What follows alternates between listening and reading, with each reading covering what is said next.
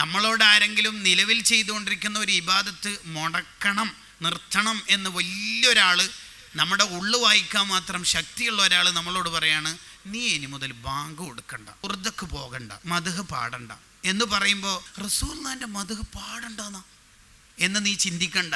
കാരണം നീ മദ്ഹ് പാടുന്നത് നിന്റെ വ്യൂസ് കൂടാനായിരിക്കും ഒരു പക്ഷേ, അല്ലെങ്കിൽ മിനൻ നുഖൂത്ത് ചില്ലറ കിട്ടാനായിരിക്കും.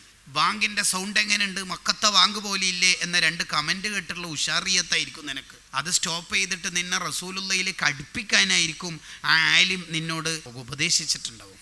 അത് നീ സ്വീകരിക്കുക വേണ്ടത്. പിശാച് പല മോഡലിലും വരും. സ്ട്രോബെറി ഡാഫോഡിൽസ് ഫ്ലേവറായ ഐസ്ക്രീമുകളുടെ മുകളിൽ ചെറി കൂടി വെച്ചാൽ ഭയങ്കര ടേസ്റ്റ് ആയിരിക്കും എന്ന് നീ വിചാരിക്കും. ശരി, പക്ഷെ ഉള്ളിൽ വിഷം കയറ്റി വെച്ചിട്ടുണ്ടാവും. അത് നിനക്ക് ബോധ്യമില്ലാത്തതുകൊണ്ടാണ്. മലയാളം, ഇശാ നിസ്കരിച്ചിട്ടില്ല, ഉറക്കാണെങ്കിൽ നല്ലോണം വരുന്നുണ്ട്, സമയം 11:30 വീട്ടിലെത്തി. അപ്പോൾ നമുക്ക് തോന്നുകയാണ് പണ്ട് എവിടെയോ കേട്ടിനല്ലോ കുറച്ച് ഉറങ്ങിയിട്ട് നിസ്കരിച്ചാൽ മതി ഉറക്ക് ഗാലിബായാലും. ആ മസല നമുക്ക് പറഞ്ഞിരുന്നത് ഒരു ഐസ്ക്രീം മോഡലാണ്. മുകളിൽ ചെറിയും കൂടി വെച്ചതുകൊണ്ടുകൂടി അത്യാവശ്യം കാണാനും ഭംഗിയുണ്ട്, രസമുണ്ട്. പറഞ്ഞത് മസല. നമ്മൾ വിചാരിക്കും ഇന്ന് ഇശാ ഖളാ ആക്കിയിട്ട് സുബഹി ശേഷം എണീപ്പിക്കാനാണ് ഇബ്ലീസിൻ്റെ പരിപാടി എന്ന ഉസ്താദ് പ്രസംഗത്തിൽ പറയാൻ പോണത്. നോ, അതൊന്നുമല്ല.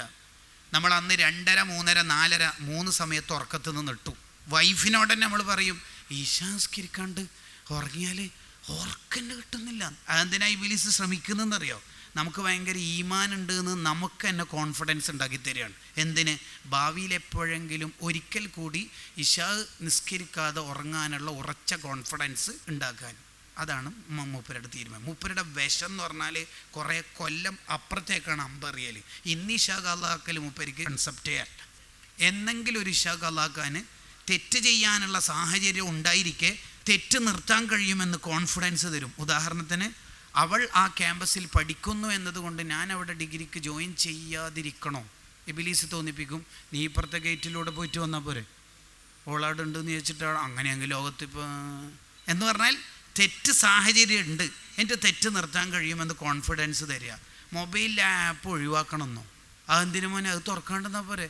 മാത്രമല്ല അതെല്ലാം ഒഴിവാക്കിയാൽ വയലും മധുഗാനെല്ലാം എങ്ങനെ കേൾക്കുക?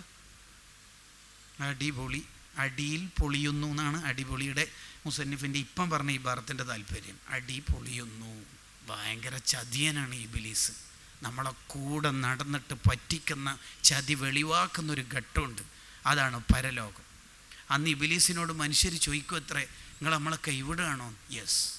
ഇത്രയും കാലം പറ്റിച്ചിട്ട് എന്തിനാ എൻ്റെ പരം കൂടിയത്? പച്ചക്ക് ചോദിക്കും, ഫേസ് ടു ഫേസ് പറയും.